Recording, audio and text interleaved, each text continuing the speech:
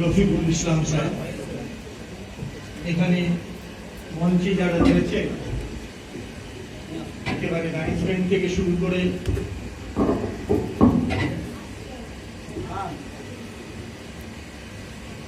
Management থেকে doctor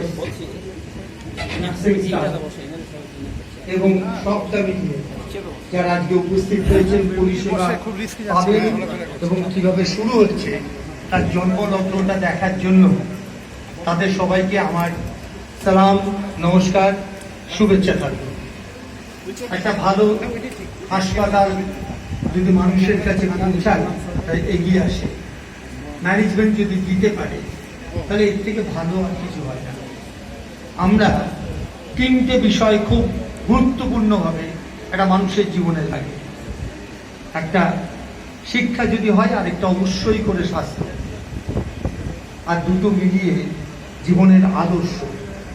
এই তিনটে মিলিয়ে একটা মানুষ বড় হতে পারে। চিকিৎসার দিকটা পরিষেবা, যেমন শিক্ষার দিকটাও পরিষেবা।